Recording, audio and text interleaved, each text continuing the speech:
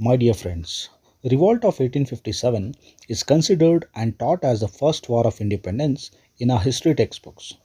But the fact is, it is not the first revolt. There have been many revolts prior to 1857. The revolts like revolts in Bengal 1764, Vello in 1805, Barakpur in 1825, Santhal rebellion in 1855-56 are few examples. The revolt began on May 10, 1857 at Meerut as a Sepoy mutiny. It was initiated by Sepoys in Bengal Presidency against the British officers. This war of independence marked the end of rule by the British East India Company. The most important leaders of the revolt of 1857 were Rani Lakshmibai, Bahadur Shah Zafar, and Mangal Pandey. Many other notable freedom fighters played a significant role in leading the revolt, including Nana Sahib, Tantia Tope, Man Singh, and Kuwar Singh. Indian mutiny, widespread but unsuccessful rebellion against British rule in India. In 1857 to 59, begun in Meerut by Indian troops, means sepoys, in the service of British East India Company. It spread to Delhi, Agra, Kanpur, and Lucknow.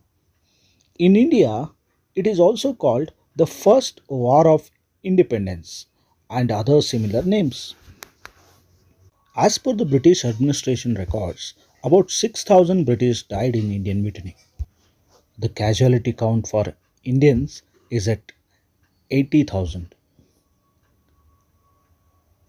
This includes figures for those who died during the mutiny and subsequent uprising as well as in famines and epidemics that followed in its wake.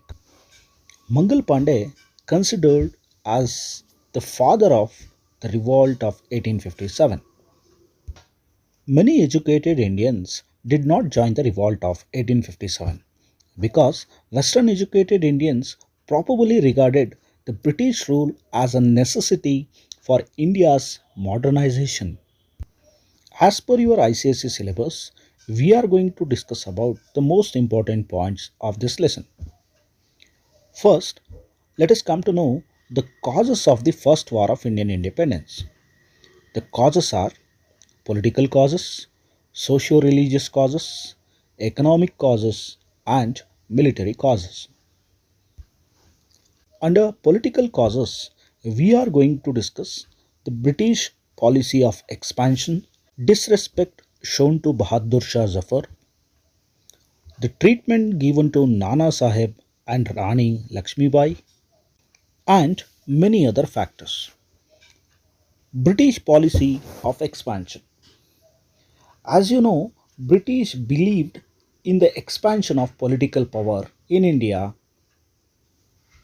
For this, they followed the four ways, such as the by outright wars, system of subsidiary alliance, doctrine of lapse, and on the pretext of alleged misrule. By outright wars, to expand their territory, India, British fought many wars. Example, the War of Buxar, Anglo-Mysore War,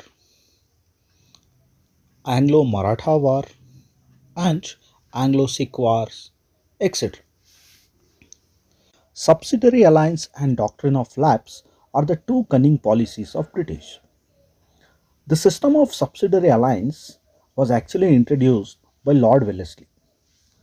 This system, in which Indian states were brought under the British control.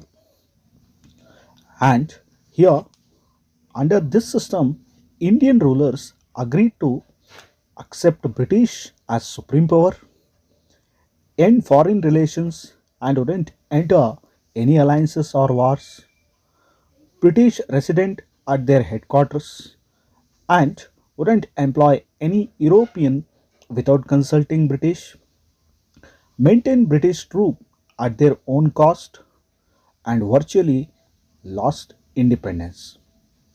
This system is nothing but the system where Indian states were brought under the British control without annexing them.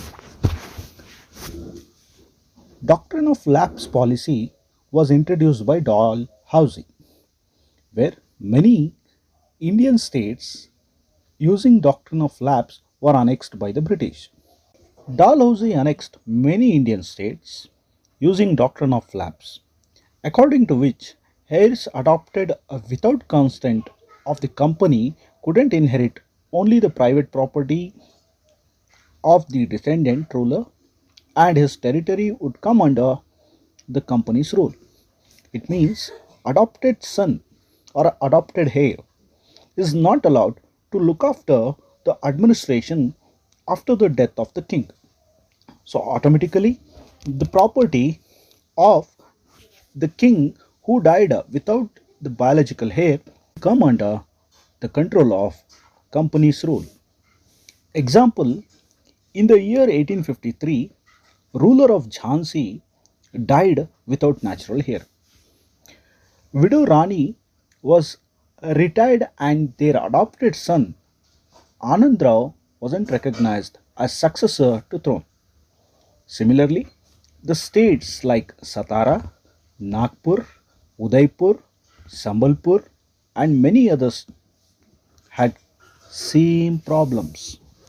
Annexation of Awadh, where on the pretext of alleged misrule, Awadh was annexed by the British.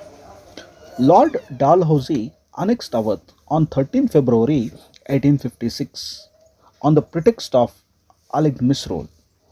British broke their promises given to the ruling chiefs.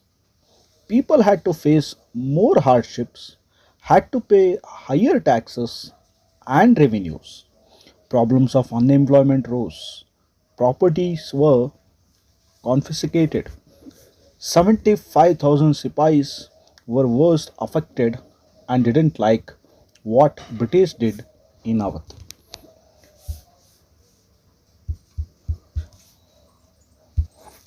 The last Mughal ruler Bahadur Shah Zafar was also insulted by the British.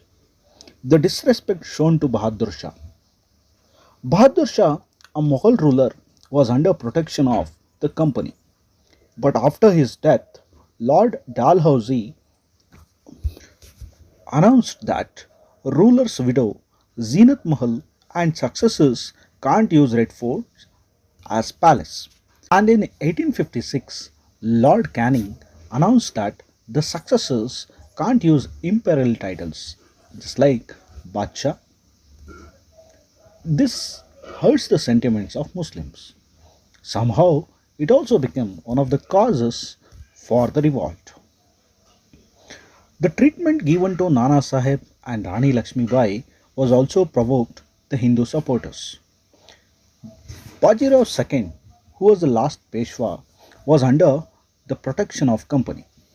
But after his death, they refused to pay the grant to the ruler's adopted son, Nana Sahib. He was sent to Kanpur away from Pune. He then traveled to different parts of the country to create awareness about British policies. Rani Lakshmi Bai of Jhansi, who was a victim of doctrine of lapse, became bitter enemy of British. Other rulers also had a doubt in the British.